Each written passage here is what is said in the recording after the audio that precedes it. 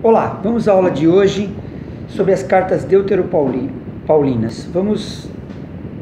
Pretendemos dar uma visão panorâmica dessas cartas no seu sentido de apresentar uma chave teórica de leitura que possa ajudar vocês a entenderem a diferença fundamental entre os textos deuteropaulinos, aquelas cartas que nós consideramos que não foram escritas pelo apóstolo Paulo, e as cartas autênticas escritas por ele.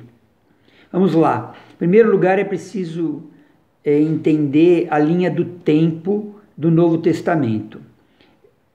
No primeiro século, que vai de Jesus até a segunda e terceira geração de cristãos.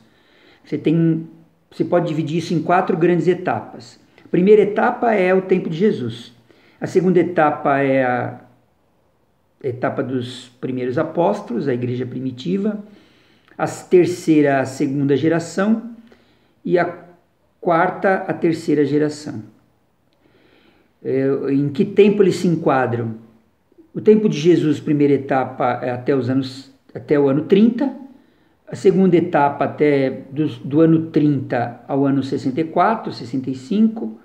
A terceira etapa, que é a segunda geração de cristãos depois de Paulo, vai até os anos 90, talvez até o final do século. E a terceira geração é a quarta etapa, que pega o final do primeiro século e o início do segundo século. As cartas deuteropaulinas estão enquadradas nesse tempo entre a segunda geração e a terceira, isto é, a terceira etapa de cristãos, entre a terceira etapa e a quarta etapa. Então está já distante de Jesus e já está num processo de afirmação do cristianismo em seu processo de institucionalização. Em Jesus você tem um movimento religioso no interior do judaísmo.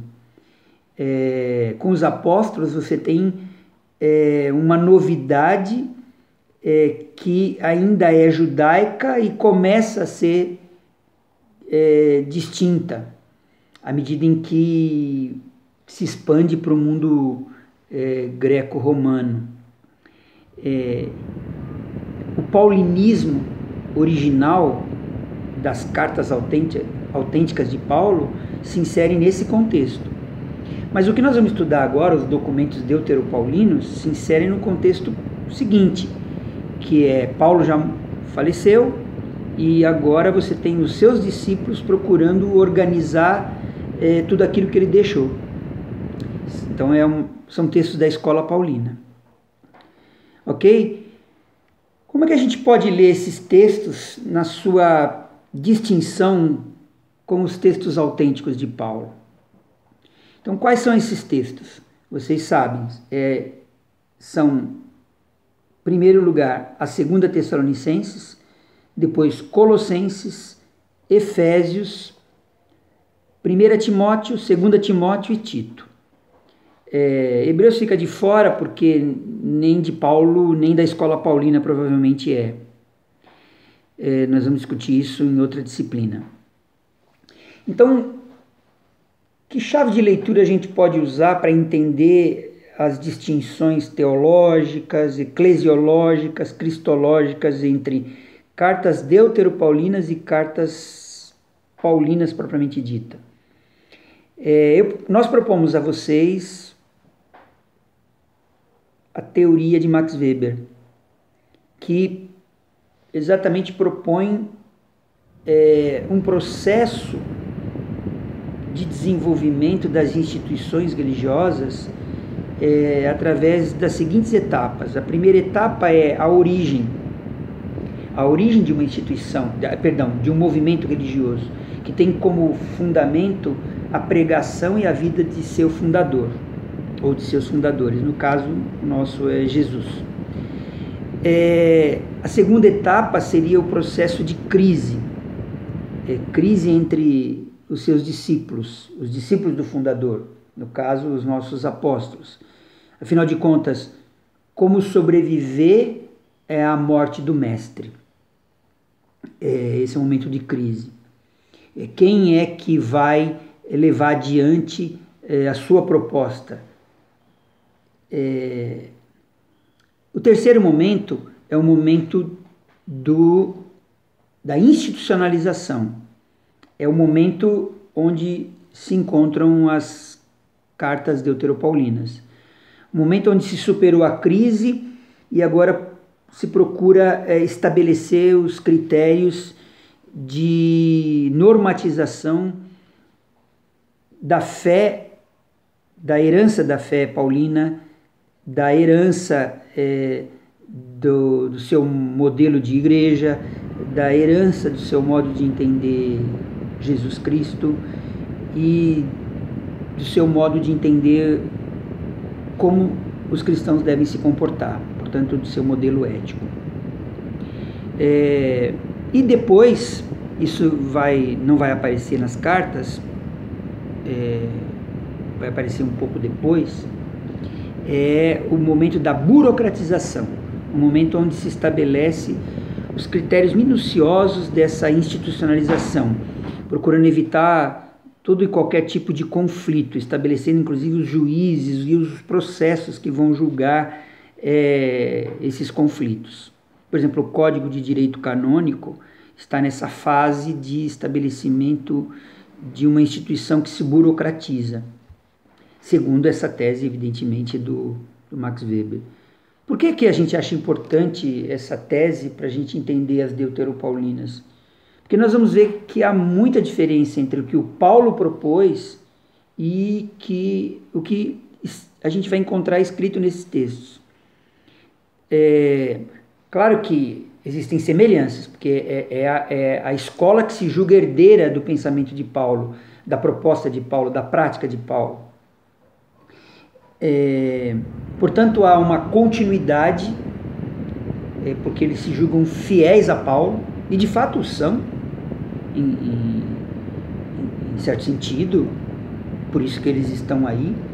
Eles são, nesse sentido, os protetores da genuína doutrina paulina, segundo entendeu o Novo Testamento e aqueles que instituíram o cânon, estabeleceram o cânon, embora o cânon seja fruto de um processo muito conflituoso também.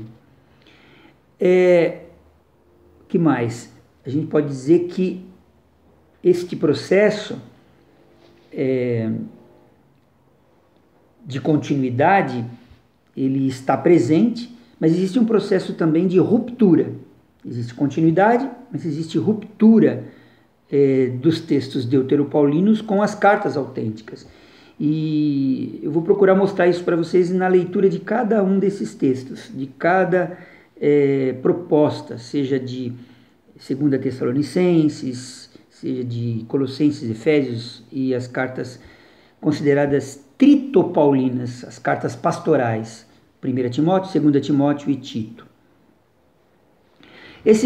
Elas se enquadram num processo que, de certa forma, rompe com a proposta mais radical de Paulo, porque elas se encontram num momento de estabilização daquele afã inicial onde Paulo esperava a irrupção da parousia.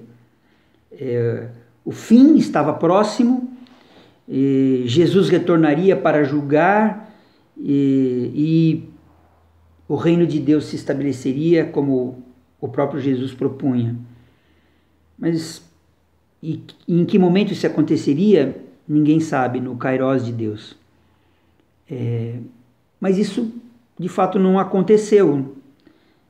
Paulo morreu e o mundo continuou, e as comunidades continuaram. Agora era preciso continuar vivendo o cotidiano, então houve um processo de adaptação, onde foi preciso refazer a teologia paulina, atualizá-la, isto é, aí está a continuidade com Paulo, para um novo momento de perpetuação do cristianismo, de adaptação do cristianismo às circunstâncias do mundo. Exatamente porque o cristianismo não é uma religião de completa ruptura com o mundo, mas é de uma ruptura à injustiça do mundo, mas não ao mundo em si mesmo. Embora se espere uma renovação do mundo, como propunha Jesus, como propunha Paulo. Mas agora, como continuar vivendo essa crítica contundente às estruturas mundanas, sabendo que a parousia não chega. Quando ela vai chegar? Paulo propunha, não case, não vale a pena, o mundo vai acabar amanhã.